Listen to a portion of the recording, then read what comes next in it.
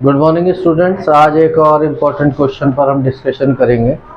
वो है retirement of partner का क्वेश्चन नंबर 41। जो लेटेस्ट बुक है उसमें क्वेश्चन नंबर 40 है और जो लास्ट ईयर की 22-23 की बुक का है क्वेश्चन नंबर 41 है। इसमें 3 पार्टनर है, राम, मनोहर और जोशी।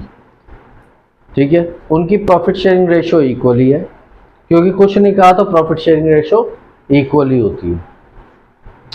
अब एम रिटायर हो रहा है, मनोहर रिटायर हो रहे हैं और मनोहर का जो क्लेम है वो दे रखा है 1,80,000 का क्लेम सेटल होना।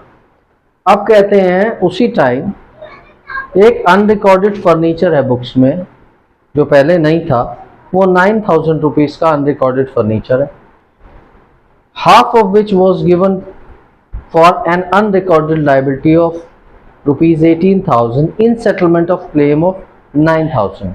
यानी फर्नीचर एक अनरिकॉर्डेड एसेट्स मिल गई, उसका आधा 18,000 के क्रेडिटर हैं, उसके आधे पार्ट को सेटल करने में दे दिया। बहुत ध्यान से समझिएगा इस बात को। फर्नीचर 9,000 का है, उसका हाफ पार्ट यानी 45,000 वाला पार्ट, फर्नीचर का हाफ पार्ट, वो ये क्रेडिटर्स थे 18,000 के। इसे 9,000 मैंने 2 पीस में कर दिया, तो इसका 9,000 वाले पार्ट को पे ऑफ करने के लिए इसका हाफ पार्ट फर्नीचर का दे दिया। बहुत अच्छे से समझ लीजिए इसके। और remaining half was taken by Manohar at a discount of 10% in part satisfaction of his claim. बचा हुआ फर्नीचर का पार्ट, यानी ये फर्नीचर भी अगर मैं कहूं तो 2 पार्ट में है, एक 45,000 इधर हो गया, एक 45,000 इधर हो गया। इधर वाला पार्ट 18,000 में से आधे क्रेडिटर को सेटिस्फाई करने में दे दिया गया और इधर वाला पार्ट 45,000 एम का जो क्लेम है 1,80,000 उसको सेटल करने के लिए 10% लेस में हमने लिया। कितना पार्ट सेटल हुआ उससे? 4,500 में से 10% लेस कर दें तो 4,050 वाला पार्ट सेटल हुआ।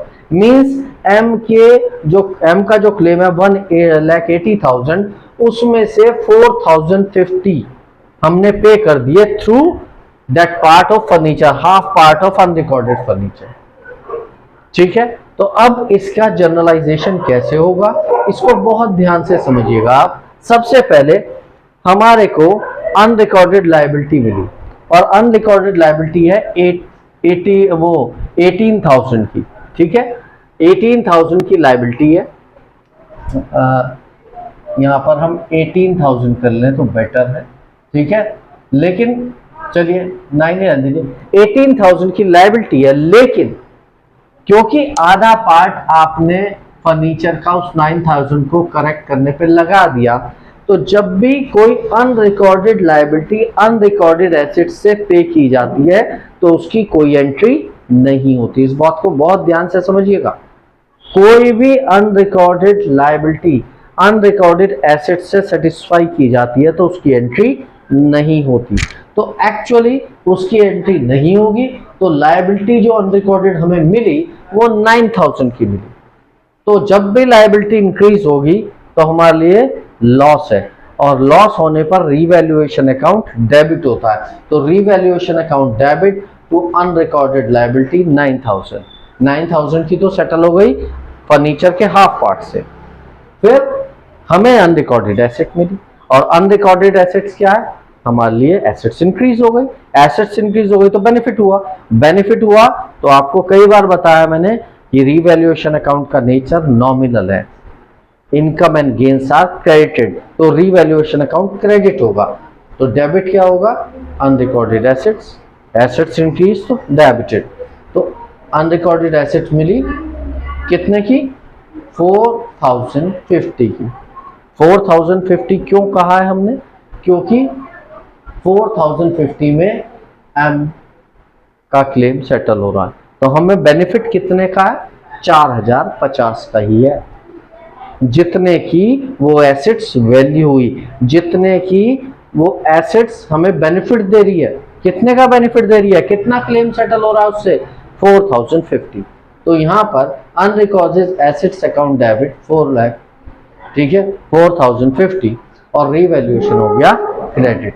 अब देखिए ध्यान से समझिएगा, यहाँ रिवैल्यूएशन डेबिट हुआ 9000 से, यहाँ क्रेडिट हुआ 4050 से, तो नेट डेबिट कितना बचा, रिवैल्यूएशन बचा नेट डेबिट 4950, और वो डेबिट का मतलब है लॉस है, और लॉस किस में बढ़ता, रिवैल्यूएशन का लॉस सारे पार्टनर्स में उनकी ओल्ड रेशो में डिस्ट्रीब्यूट होता है।